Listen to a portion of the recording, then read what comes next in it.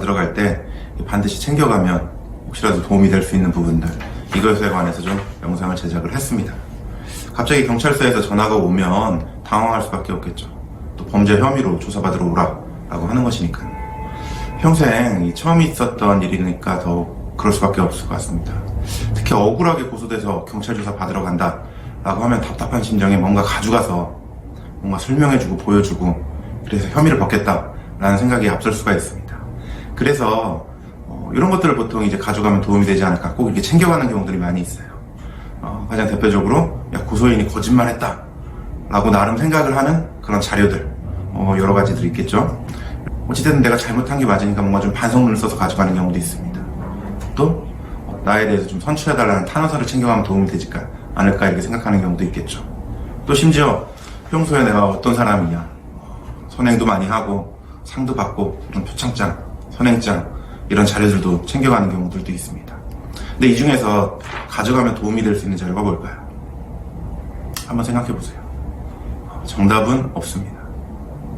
이 이유는 제가 이제 좀 이따 이제 설명을 쭉 드릴 것이고, 그나마 가져가서 도움이 될 만한 자료는 한 가지는 있습니다. 이 부분도 영상 마지막 부분에 좀 설명을 드리도록 하겠습니다. 제일 먼저 뭔가를 가져가야겠다라는 생각 자체가 좀 문제가 있습니다.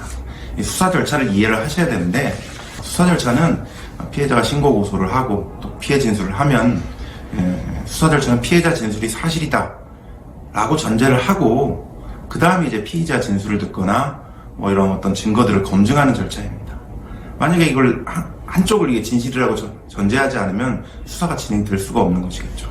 그래서 수사관의 임무는 신고 고소인 또 피해자의 진술이 사실이라고 믿는 것에서 시작을 되는 것이죠. 그리고 또 하나, 피의자를 의심하는 것, 범죄를 저질렀다라고 의심하는 것에서 이제 시작이 돼야 됩니다.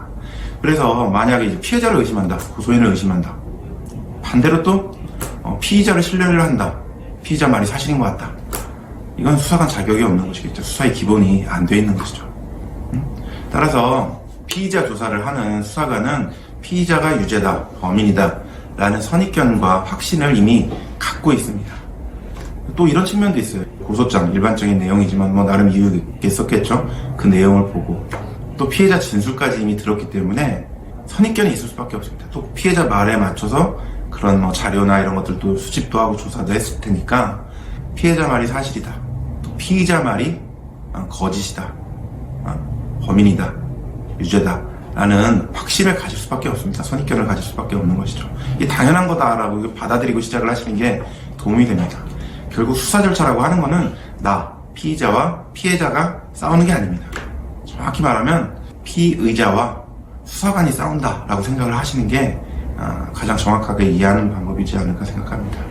이제 이렇게 착각을 해요. 이게 수사관은 양쪽의 얘기를 다 들어보고 공정하게 판단을 한다. 그렇지가 않아요. 수사관은 피해자의 대리인이라고 보셔야 됩니다. 피해자가 진실이라고 생각하고 그 전제에서 수사를 하는 것이기 때문이죠. 그래서 결국 싸움의 상대방은 수사관이다라고 생각을 하시는 게 맞습니다. 이렇게 첫 경찰 조사에서 수사관을 설득해내고 뭔가 자료를 제시를 하고 이렇게 해서 내가 그 자리에서 혐의를 벗겠다라는 것은 착각일 수밖에 없는 것입니다. 이게 냉정한 현실이에요. 누구나 그렇습니다. 제가 16년차 변호사고 수백 건 형사사건 하면서 경찰 조사 한두 번 가겠습니까? 근데 첫 경찰 조사에서 피의자와 함께 갔겠죠. 가서 그 자리에서 혐의도 벗고 여기 수사관 경찰이 죄송합니다, 정말 미안합니다 라고 한 거는 딱 한 번이에요. 요거는 나중에 제가 기회가 되면 설명을 드리겠습니다. 그래서 저는 변호를 할 때, 의뢰인과 함께 갈 때 기본적으로 아무 자료도 가지고 가진 않습니다. 제출할 자료 들고 가질 않아요. 제가 정리해서 확인하거나 이럴 자료는 정리를 해서 가겠지만 제출할 자료는 들고 가지 않아요. 변호인 의견서를 가져갈까요? 이걸 작성해 주셔야 되지 않습니까? 이렇게 말을 하는 경우도 있는데 아직 진술도 안 했는데 어떻게 했습니까? 진술에 맞춰서 써야죠. 이게 뭔가 어긋나면 벌써 좀 이상해 보이지 않겠어요? 그리고 또 유리한 자료? 유리할지 불리할지 어떻게 알고 제출을 하겠어요? 나중에 제출해도 늦지가 않거든요. 다 진술해놓고 그에 맞춰서 내면 되는 것이지 또 필요가 없을 수도 있고 그렇기 때문에 뭔가를 그 자리에서 내는 거는 불필요합니다. 낸다고 해서 수사관이 그거 볼 시간도 없고요, 봐주지도 않고요. 나중에 내는 게 오히려 우리의 주장과 진술에 맞춘 증거 자료를 나중에 제출을 하는 게 우리 말의 신빙성을 높이는 방법이지 먼저 제출할 필요는 전혀 없습니다. 오히려 중요한 것은 경찰 조사 받기 전에 어떤 질문을 할지를 잘 예상을 하시고 또 어떻게 진술해야지 라고 하는 것을 잘 준비하는 게 가장 중요합니다. 괜히 유리하다고 생각해서 말을 했는데 실제로는 불리했습니다. 이거 잘못 진술한 거죠. 이거 돌이키기가 힘들어요. 진술에 조서에다 적혀있기 때문이죠. 또 유리할 거다라고 생각해서 막 자료를 많이 냈어요. 실제 이런 경우 많이 있어요. 많이 낼수록 유리하다고 착각입니다. 유리한 자료를 내야 됩니다. 돌이킬 수도 없어요. 다시 빼올 수도 없어요. 공문서가 된 거기 때문에. 그래서 오히려 잘못 내서 문제가 되지 자료를 늦게 내서 문제되는 경우는 크게 없습니다. 경찰 조사할 때 굳이 가져가면 유용할 수 있는 것은 한 가지입니다. 뭘까요? 도장입니다. 도장. 피의자 조사 받으면 마지막에 빨간색 인주로 붙여서 각 페이지 접어가면서 간인이라고 하죠. 다 찍고 또 수기로 작성한 부분도 다 찍고 찍어야 될 부분이 많아요. 손 더러워지죠. 또 번거롭죠. 일일이 다 해야 되니까. 그래서 도장 가져가시면 편합니다. 신분증은 기본적으로 당연히 가져가야 될 것이고요.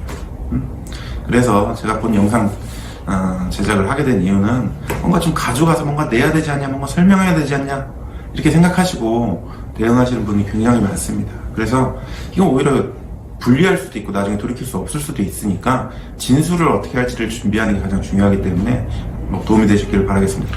이번 영상과 관련해서 궁금하신 부분은 언제든 댓글 남겨주시거나 저희한테 연락 주시면 영상 제작에 반영하도록 하겠습니다. 감사합니다.